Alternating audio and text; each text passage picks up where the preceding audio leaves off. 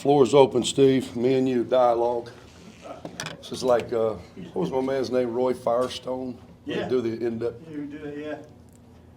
What do you say? Always made him cry? Oh, yeah. Yeah. Not gonna get me to cry tonight, but maybe some other day.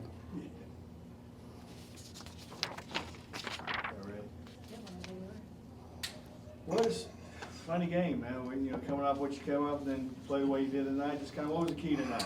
I wanted to see us respond. Obviously disappointed in our effort the other night. Our inability to make shots consistently has been problematic. You want it back? Okay. Has been problematic, and tonight we shoot 63% in the second half. We looked like a really good team, didn't we? We've changed some offensive actions. We're trying to get Chance to be more of an initiator. He ends up with 22 points and 5 rebounds and 6 assists on only 1 turnover. He got to the free throw line 13 times. Again, I'm just proud that our guys responded against a quality opponent. High Point's got a good program, and they come in here undefeated, and we're averaging 103 a night. I thought we put together a good 40 minutes against them. Well, speaking of response, just on Chance playing 2 minutes in the first half, having to sit the fouls. And to respond to that when he came back out, kind of what does that say about Yeah, it's just all part of the growth process for him, really, all of these guys. And that's why we needed desperately to have something positive happen, because we against a quality opponent. It's the first time we've been able to do that against a team that will be competing at the top of their league this year. So we're just proud of seeing their response. I've been very, very honest with them the last few days, and they obviously took it to heart. I thought we had a number of guys play really well, especially in the second half when we ended up winning that half by 20.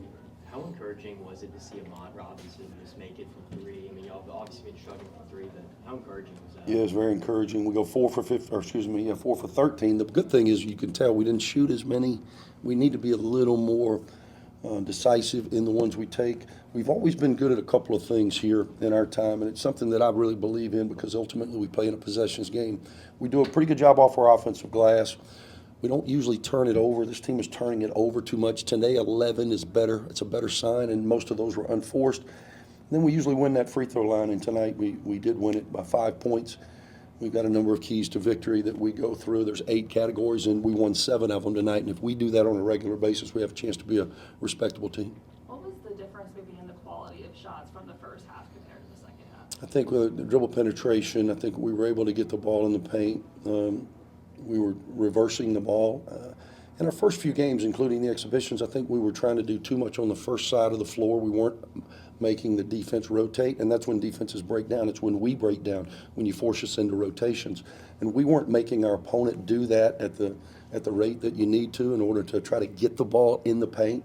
So we made it a concerted effort to try to just drive it in the middle of the zone, or the middle of the zone of the floor, the middle third. And we had Chance do it. I thought Jacob was able to get in there. Even our bigs were able to get some off these rolls actions, and really that's where we need to have our identity. When you, toward the end there, when you're trying to put it away, you're still attacking. There wasn't a lot of times, in the past, there's been some times where you kind of get apprehensive a little bit. Yeah, I think it was so obvious. I mean, I'm over there thinking, time score. But when you got Jacob Meyer in the middle of the floor, Chance, I want them to go and try to see what they can get, and they both got it right at point blank range. And then at the end, and it was nice to see the ball go in the basket from the free throw line as well. It's an area that we've got to vastly improve. To your point, Ahmad with 4 big threes, and I thought they were all right when we needed them. There weren't any throwaway threes at the end. At the end, we were getting at the basket and making free throws. I thought all 4 of Ahmad's threes were big. I thought we did a good job also of just knowing where their shooters were. They're a group that really shoots the 3 well. Today, 4 for 23, and I think a lot of that was us having an understanding, a better awareness of where their shooting was coming from. With Kyron, he has great extension whenever he's down in the paint too, and that just comes from experience from where he's played in years past. But what is it going to take maybe for him to really take over into that full potential you guys see him taking? Yeah, he's just got to keep working. Kai's a great kid, and he works hard. He's always been a role player.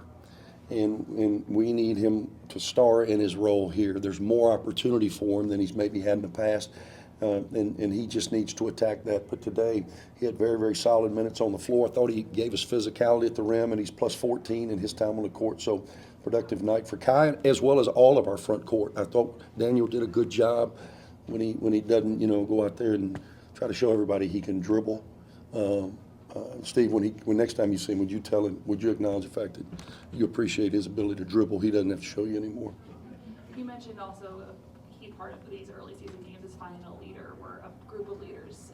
Any step towards that direction after this game? I don't know. I think, I think people realize our volume guys, the guys that are going to be in the most impactful as it relates to their usage. Chance being one of those, Ahmad being one of those, Jacob Meyer being one of those, Daniel Rivera being one of those. It's good to see them all put together solid games, and that's how you beat a team the quality of High Point by.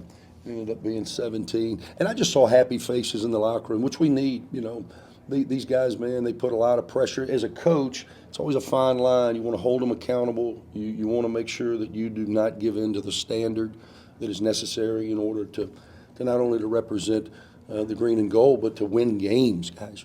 When you do that so much, and we hadn't had a lot of success, you could see some apprehension. So it was good to see smiling faces and exhale, so to speak. Got a quick turn on Monday.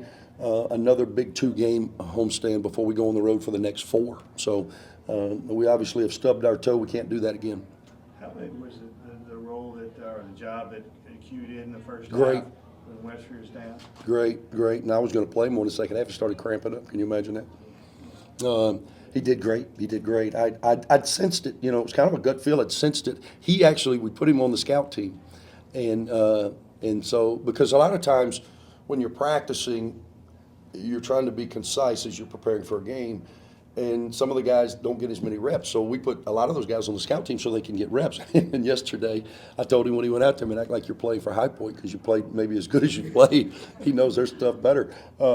And so he came in with some confidence. And I like Q because he plays with assertion, I thought he really got downhill. Think about this. He plays 18 minutes. He gets the free throw line 8 times because he was playing through. That was a big goal for us. Let's play through, play with a sense of awareness, play with force, do everything with authority. Q exemplified that tonight.